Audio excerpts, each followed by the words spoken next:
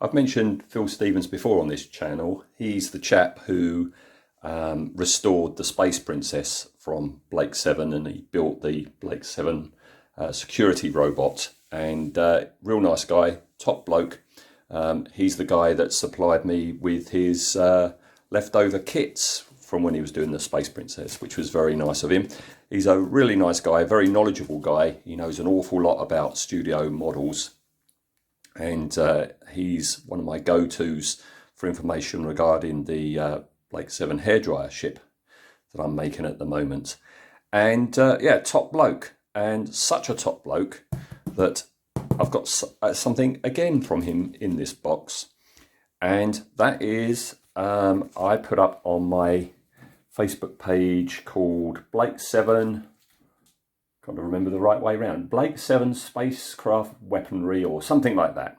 I've got a Facebook page charting all the craft and weapons in the Blake 7 TV show. And I've just put up there, 3 days ago, the news that Masterpiece Models have released the London from Blake 7 as a model kit. It's the old Titan Find kit redone. I posted that news up on my Facebook page, and I was lamenting the fact that the postage to get it from America over to here is practically the cost of the model. So I can't afford one, would love one, can't afford one. Well, Phil got in touch with me and he said, is that the Titan Find kit? And I said, yep. And he said, well, I've got one. Do you want one? Do you want it? So he sold it to me, and he posted it yesterday, and it came, no, day before yesterday, and it came yesterday. It came within 24 hours, which is incredible here in the UK at the moment, which is, we're going into the middle of September. There's postal strikes galore. So, and yeah, so it got here in 24 hours. So speedy ship, that London. So this is an unboxing. As you can see, that's what I've been doing while I've been waffling. So not quite sure. I've never seen the parts, photos of the parts of the London. I don't know how involved a model this is going to be. Let me just open the box and we'll have a look together. This is complete news to me. This isn't one of those fake, God blimey. Good grief. This is, no, one of the boxes heavy. This is huge. Oh my goodness. Look at that. I was expecting something that's the sort of size of their pursuit ship that I've got. Wow, that weighs a ton. Look at that. Look, there's the tank wheels. It's accurate. Oh man, this is fantastic. Look at this. Look at this. Yeah, look. Thunderbird 2 pod. Oh my goodness, this is far bigger and better than I thought it was going to be. That's the little conning tower thing. Some flashing there to get rid of. Bag of bits, always like a bag of bits. Like so. It's quite a simple design. Simon Atkinson made this, and yeah, it was early on in his career, and he's, you know, in the last few years he restored it, didn't he? So, oh blimey, this is wow, Holocaust. Even though it's Holocaust, it's heavy. That's the main body of it. Another bag of bits with the crane thing. Oh, I've got to look after that. Make sure that doesn't snap. Don't know what that is. Bulkhead, I suppose.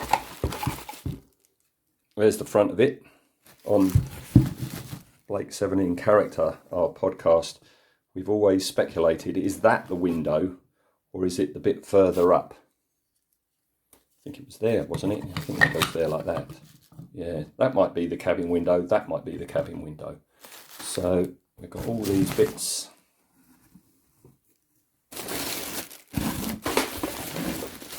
think, oh, there's your instruction manual, just there like that. I don't know if there's decals in it. Right, I'm going to properly get it out the box, and yeah, and I will return. Very pleased with this. Thank you very much, Phil. Right, so it's nearly 2 months later. This is indeed studio scale. After reading the very comprehensive instructions, yeah, it's definitely studio scale. This is a big one, and I think what I'm going to have to do is so big. Look at that. It is so big. What I'm going to have to do is do each section, like here it's saying start off with the main body and attach the wings. What I'm going to have to do is each part, normally with a resin kit, I wash all the parts, get any mold release off, do all the drilling, do it all in one go. But this is just so darn big, I'm going to have to do each bit separately. So the first part will be to wash the main body and the wings, drill and pin them, and then come back. I'll maybe stick those nozzles on, then that's the main bit done. Then I can continue with the rest of it. Right, so first step is attach the wings. The instructions suggest that you pin them with brass rod and use super glue. I never use brass rod. I prefer to use wire coat hangers because it's a lot cheaper and more readily available. And super glue is all right for small parts, sticking small parts of resin to each other, but something heavy like this, which might sag over time, I don't trust super glue. I prefer instead to use araldite, or if you're not in the UK, 5-minute epoxy glue. And you can see what I've done here is I pushed the wing up, marked where I want it to be, take it apart and drilled the holes. Also, I'm in the process of filling the gap between the two with P38 car body filler rather than just a regular, gap filler, because I figure that's quite tough stuff and that will help the join. Another thing to mention is something I hadn't noticed before. I've got a bit of damage there, just on that edge there, so I've got to replace that. And also, yeah, this is studio scale, and because it's studio scale, and because Simon Atkinson, the man who made the original, kit bashed, it's obvious in a few places just what he used. Like here we have tank wheels, you see. Down in here, I recognise that bit, you might recognise that bit that's just there, is part of an engine off of Luke's X-Wing model kit. And then you've got another part of the X-Wing gun wing tip things, one of the halves there. I've just used one of them on the Blake 7 hairdryer ship, so we know that they were around. And yeah, lo and behold, I'm sure these are other kit parts as well. All right, so that's one thing to note. The other thing to note is what I've got to do next, which is put on the engine nozzles.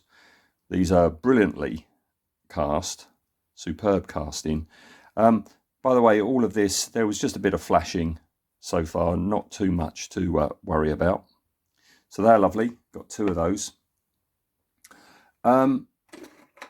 Got 8 of these, all right, and I'm not sure what these are. They look like letterboxes or something, and they go basically in the slots like this on the underside of the wings, right?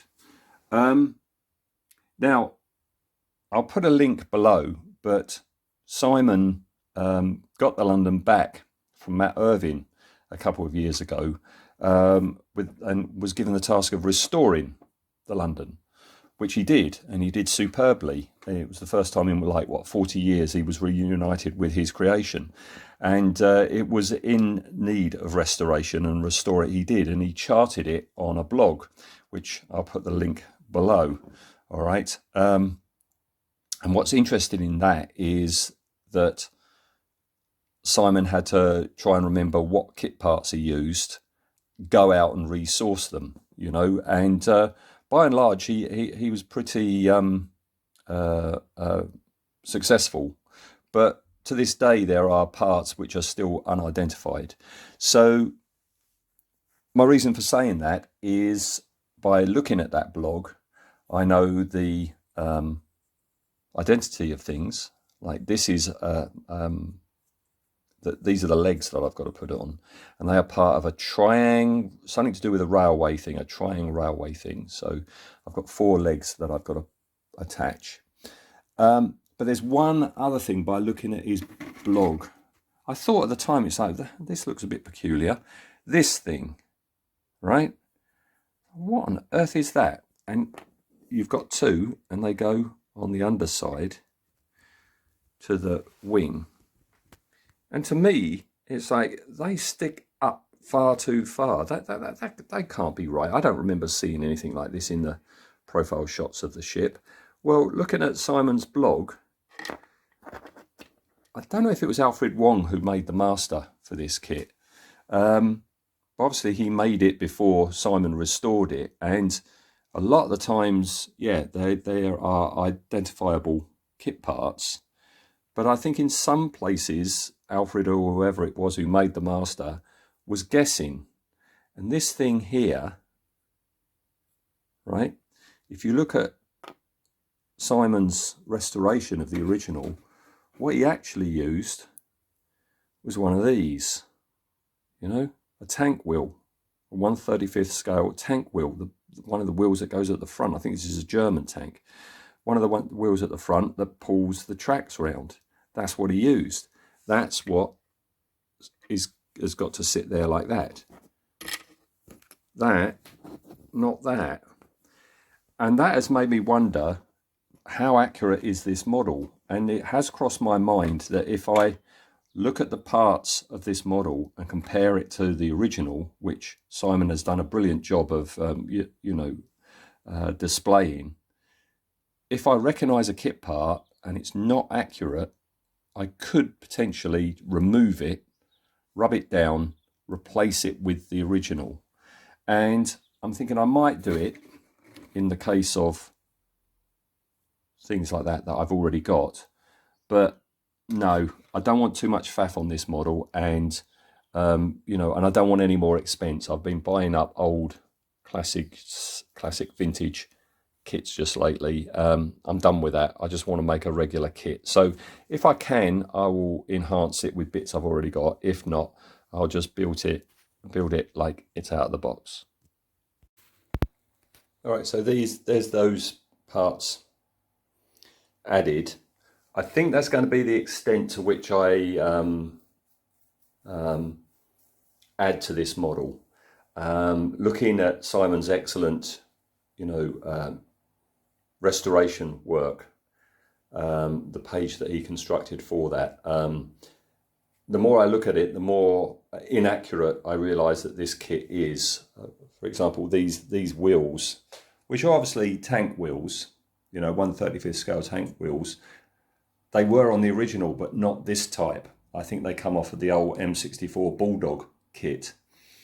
Another thing that I noticed, and I haven't looked that carefully, I mean, I don't know. I don't know if there actually is an X-Wing part there. I'll have to look into that and come back in the next bit and say. But no, you can see I've attached the legs, and there are a couple of suspension parts from a Tamiya German World War II tank. Can't remember which one, but it's the orangey plastic. There's a piece that goes here, and there's a piece that goes right by the foot on the leg. And I know I've got them, but I don't know if I've got 4 of each. So I might come back to that. I want to crack on, and this is going to be unusual now in that this is only the lower half. The next stage is to add the upper half. But this is a really odd kit for me because I'm used... Oh, by the way, I've repaired that bit over there. this is a very unusual kit for me, in that most times when I make a model, I'm holding it in my left hand and either adding parts or painting it or weathering it with the other hand. This is such a beast that I've got to keep it on the table and work on it. And the problem I think there's going to be is if I add the upper section and then the tower and the gantry and stuff like that, I'm not going to be able to hold it properly to paint it. So what I'm going to do is I'm going to, in a minute, go outside and I'm going to spray this underside section, because effectively this underside section is finished. I'm going to spray it in grey primer and then white primer. Simon finished the kit in white primer, because then that bit's done. I can flip it over. I don't have to worry about overspray when I spray the upper section, because I'm just spraying on more grey and white. All right. So next step is to spray this lower section, and I'll come back when I've put on the two upper parts. I think Simon said that it wasn't until after the model was sent to the BBC, somebody there decided to put some mesh down at the front. All right. I'm sure he said that wasn't him doing it.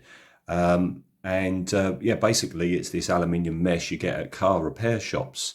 And on this model, it's been represented here, you can see, but not on the front, which is where it mainly is. So what I'm in the process of doing, I haven't got a big enough sheet, so I'm just cutting up pieces, and I'm going to glue that down before putting the upper sections on.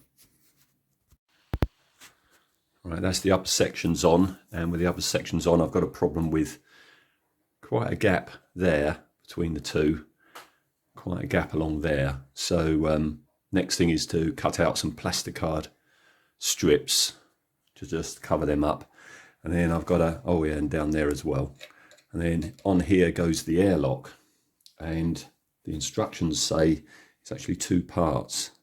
This is the back half, which goes on there like that, and then the front part is this piece, which then sits on top of it. All right. Now, looking at Simon's blog site, they are trying to be accurate here with this ring, this serrated ring. There is something like that on the original. So let's glue them on, do these panels, and then I'll come back. That's all those gaps filled. All right, so I can move on, and I've put the airlock on, this two-part thing, airlock. All right, and I've just washed and scrubbed the next parts, which is the front part of the ship, the conning tower at the back, the little girder work for what the instructions call the water tower. All right, and then these things and these things. I think this is the point where I go, no, I'm not going to recreate or try and accurize. Curious, these two parts, and there are two of them, have clearly been, if you're a model maker, you recognise that. That's the cowling off of the NPC X-Wing kit, all right? There's two of them stuck together with a wheel there. They're all wet through because I've just taken them out of the bowl, right? Now, the instructions would have it that you put the tower on top like thus, and these go on the top like thus, there and there, like that, all right? But I think whoever made the master model for this kit didn't have much in the way of photo referencing, and what they've recreated here is something that Simon says on his original was missing for a very long time. And there are two parts, which, I mean, you can see here in this in this photo here, this is when it was at a convention long before Simon restored it. They sit there on that corner, there and there, and gone. They had pinged off and were missing, right? And thanks to Simon's wonderful blog site, I can show you an image from it here. Oh, the camera doesn't like this laptop. Can you see? There it is. And that is a wheel. It's nothing more than a wheel from the M41 Bulldog tank kit by Tamiya and a bit of EMA tubing. And it sits there. All right. So really, these should sit just so. All right. Or I could buy myself a Bulldog kit and get a bit of EMA tube and make them myself, right? But I don't know. I'm in an iron about this. As I said earlier, I don't want to spend too much money on this. The other thing is, if I were to use these or recreate the original and accurize that bit, what do I do about that bit? These are the two bits that go on top of the conning tower. They're the bits that are meant to be there. And unfortunately, Simon doesn't say on his blog just what they're made for. I'm going to email him and see if he can let me know. I'm pretty sure the end bit is EMA tube, pretty much the same size as that one. But that looks like a hose connector rather than a kit part. And excuse me, that's going to be a heck of a job to try and recreate that. So yeah, I'm at I'm in an iron stage. The good news is, I mean, I don't have to put these on before continuing with the build. The next step is to stick that conning tower on, this bit on the front, and then start putting on details along here and up here. And I've got a feeling they might be inaccurate too, and I might be having the same quandary shortly. Okay, it's a day later and there's been a bit of an update in that these two tubes at the top, I contacted Simon and asked him, what did you use? Because they looked to me like a bit of EMA tube with a hose connector. And he said, no, the bits on the very front of it, they were turned on a lathe, which is a bit of a bugger. But he also said that Lee Stringer had done a limited run 3D printed very accurate kit of the London, and he might be able to help me out. So as of time of recording today, Lee has very generously sent me the 3D files for these two tubes that go up here. And my friend Ian, who has a 3D printer, well, I should say his wife Anne has the 3D printer, they very kindly said yes to printing me a couple of the tubes out. So that they're going to be coming along at some point. And what I've decided to do here for this bit here, which has been missing for a long time, I know that it's a piece of EMA tube capped each end with a wheel from the Tamiya M41 Bulldog. So I've decided, there was one on eBay for £11, so I've bought one of them because I would like to, you know, have a nod to accuracy, even though so much of this is inaccurate. I'd like to just wear affordable, just make a little bit of a tweak on it. And that also goes for the discs that go along the top here. The kit provides you with discs to put on, but I've got a feeling that they are the smaller wheels from the M41. They certainly are the same coloured green plastic as the ones from the M41. I've had a rummage through my bits box because I know I used the Bulldog for a scratch-built spacecraft a few years ago. I used the turret.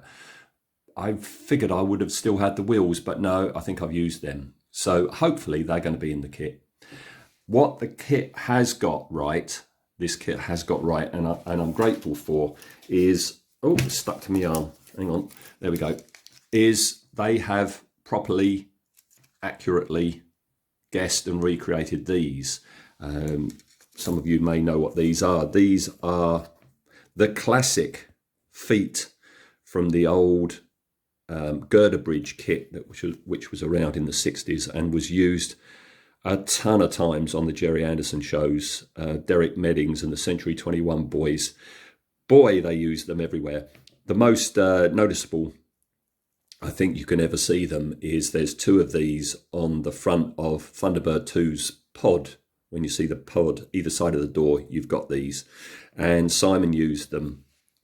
And they go on these locating squares either side. So I've got to wash these, cut them out and stick them on.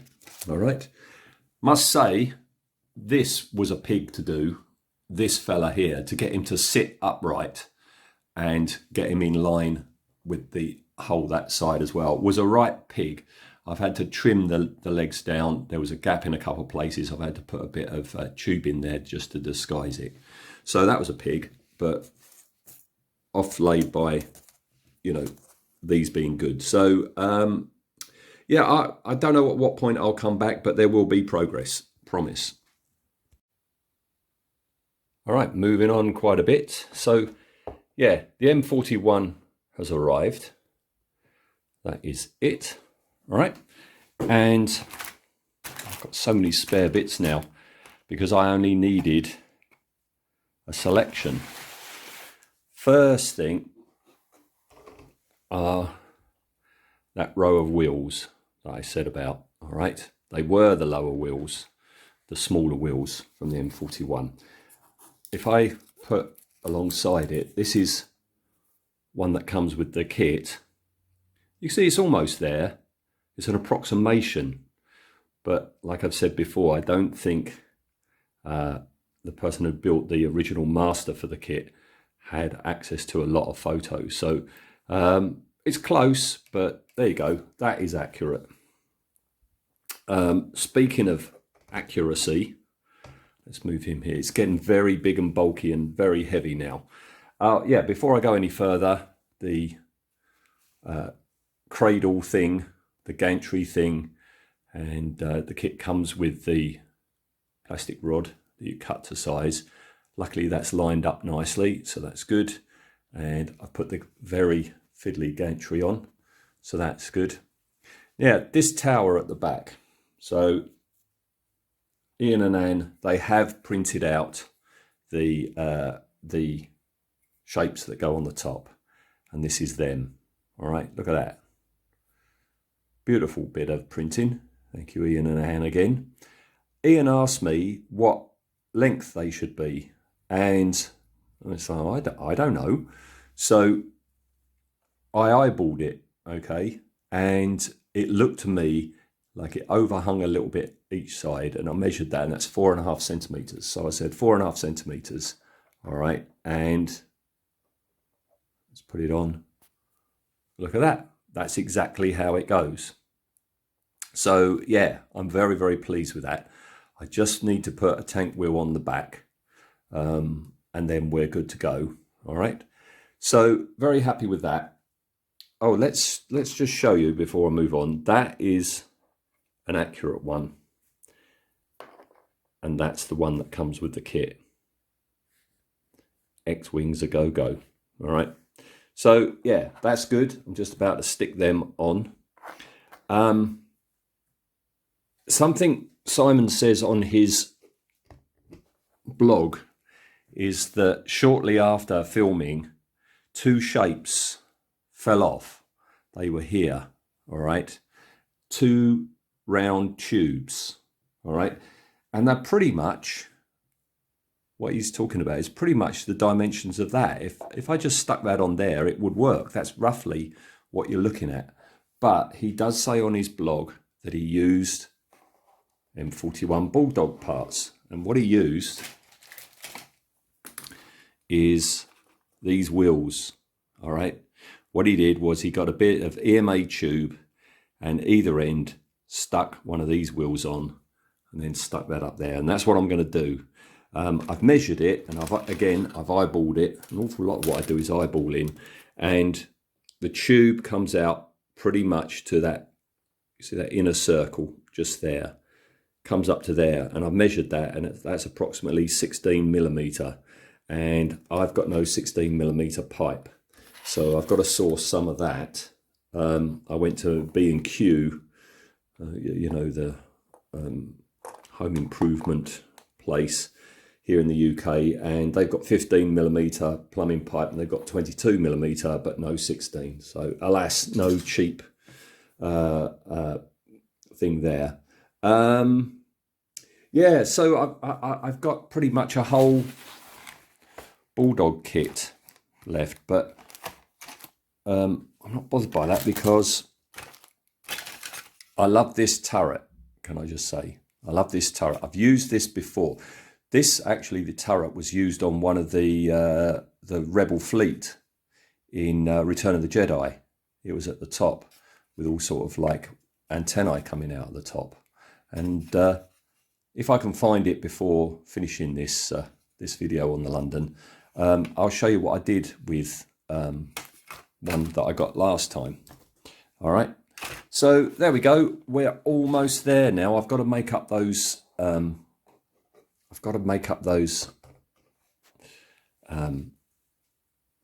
Tubes, and then all I've then got to do, there's this piece here which is not accurate in the slightest, and also just up here, all this, I've made these things that are going to go up there accurate and these things accurate, but all the rest, but I've come to terms with it now. This bit basically glues on in there like so, and then these two little pipes have got to go up there like so, and we are going to be pretty much ready for primer. Oh, one more thing. I do these videos, you know, days, sometimes weeks apart, and I don't know if I have said before, I remember saying about how I'd had to cut out the girder bridge feet and stick them on. Did I mention the Saturn V engine halves? They're clearly Saturn V engine halves, and whoever did make the master thing had spotted them, and he's recreated that, so that's good. That saved me a bit of money. All right, so I think I'll come back once everything's done. I was going to say primed, but basically once it's primed, it's finished, because Simon sprayed it in white primer, and that's how it was shipped off to the BBC, and then weathering was done there. So I think I'll come back after I've primed it in grey and then primed it in white, which of course, yeah, I've already done down there. Got to continue it up there. Right, and we're ready to go outside and prime it and then base coat it. Final pieces to do were these things. I ordered some 16mm clear acrylic tubing off of Amazon.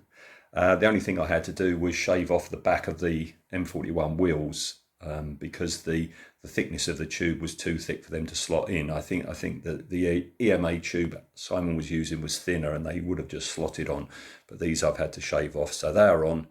And looking at Simon's excellent blog site, yeah, the back of those were the smaller wheels off of the M41. So there we go, all ready now for the rest of the paint. Well, here she is in her white primer. I think before I put on a glaze of a light grey, just to, you know, define things and stop it looking too white and blank, I'm going to pick out certain panels in white, and hopefully there's enough variation in the whites that they'll stand out. I don't want to do greys. Looking at reference photos of Simon's original, and as it appears on screen, there's not an awful lot of colour variation. Just going through all my photos, I did come across this photo, which is kind of curious. I'm not sure if this is an original or not. I don't know if it is the original. Some of the parts don't look right. Like there, those bits there aren't the Saturn V bits. I'm not sure. I'm a bit puzzled by this. But you can see here on the top, there's some dark greys. I'm not going to do that. I think that would just be too jarring. I think the next step, as I say, pick out some white panels and then a glaze of a grey. Quite a leap forward. The weather's been just too horrible, either too wet or too cold for going out and spraying. So since last time, I have picked out some panels in ivory and other ones in a different colour white. As you can see, I've weathered the front quite a bit. So yeah, and gave that light grey wash over everywhere to tone that white down. And yeah, I've just gone in and been doing a bit of pasteling, and the weather's warm enough today that I can actually go outside and spray some matte varnish over the top. So this is how it is at the moment. The next step is just go in and just darken up some areas and just go in and do tiny little bits of weathering here, there and everywhere. I was completely wrong. I checked back on Simon's website to see just where he did his pastel weathering, and no, he's right. That photo I showed before was right as well. Some of these panels are a dark grey, so I've got to go in and do that. What else have I got to do? Oh yeah, this docking area is completely wrong. It's nothing like what Simon had done. Simon basically has got two sliding doors on the end. So this is different. This looks like a jet turbine. But Simon painted those two sliding doors like a dark grey. So I'm going to do the same. I'm going to do dark grey there. I've quite heavily pasteled around the engines, figuring that would get hot. So I'm going to put some metallics in there. And then, I don't know what this is meant to be. Simon's done blueprints of the London, but it doesn't actually tell you what's meant to be what. That long rectangle is black on the original model, so I've got to do that. He calls this area here an anti-glare panel, and he's painted that black in there, and then the cockpit window, which is there, has got to be black as well. All right. I'm going to depart from what, I don't know if I said this before, this has been such a long build, but I've decided I'm going to depart from what Simon has done and just a bit, yeah, I did, didn't I? And just put a bit more weathering on in places, like here. Simon wasn't anywhere near as dirty as that, if you know what I mean. And, you know, the Saturn V parts and that. And I am going to put some rust in there at some point, just for a bit of colour. Otherwise everything becomes very monochrome, apart from the London decal, which is to go there. So that's where we are. I think I might next come back once it's done. Okay, I'll put those grey panels on. They are a bit startling, but they were there on the original, so they got to go on. I'm hoping I can just bring it back a bit, maybe with a bit of rusty washes. That's the next thing. I'm going to be putting some rust on in places that wasn't on the original, but I'm going to put it on.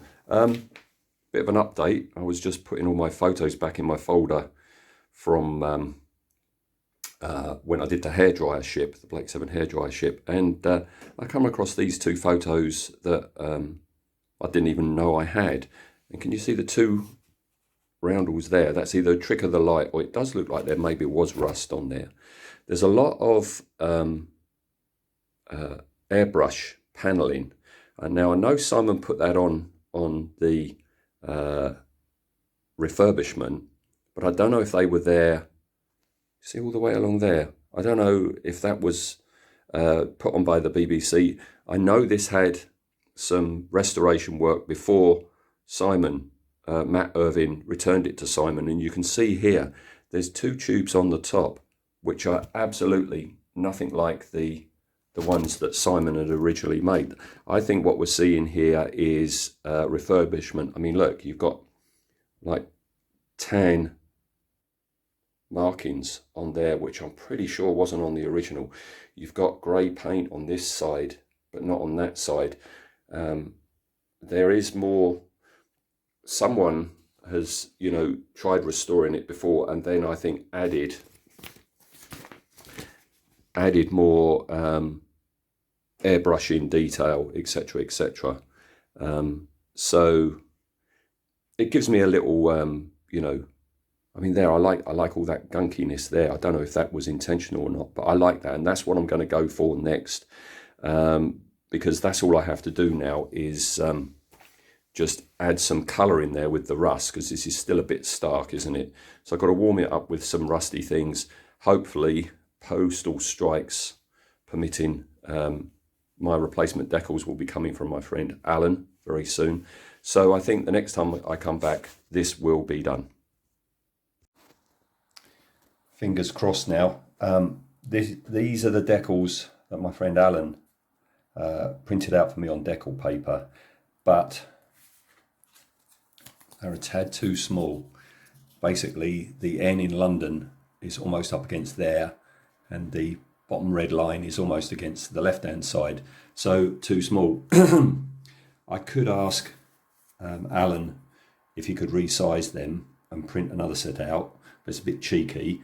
So I'm going to attempt to use the original decals, which the instructions say the film the decals are on is incredibly thin, so they recommend that you spray it with gloss varnish first before attempting to do it. I haven't got any gloss varnish and I want this job done, so I'm going to give it a go.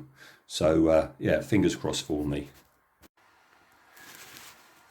And I can breathe out. These are indeed the original decals applied. I got a saucer of lukewarm water.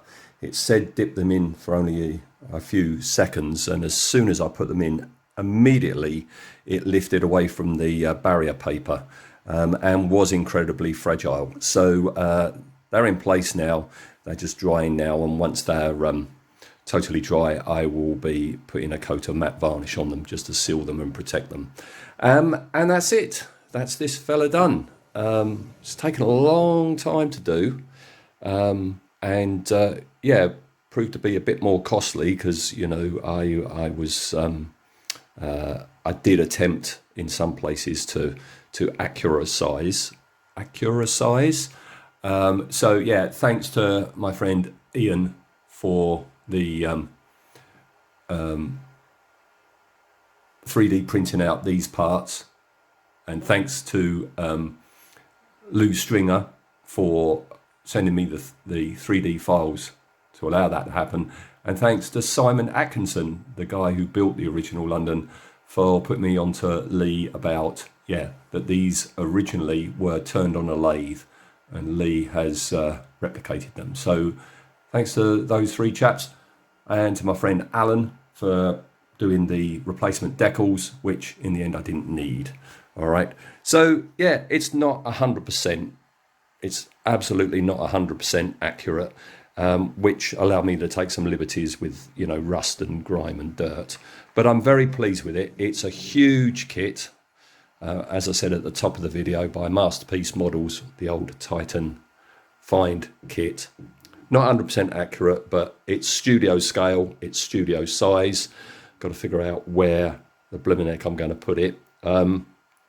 Yeah, one last thanks to Phil Stevens. It was Phil who sold me his kit of this. So lovely model indeed, and glad to add it to my my Blake 7 fleet.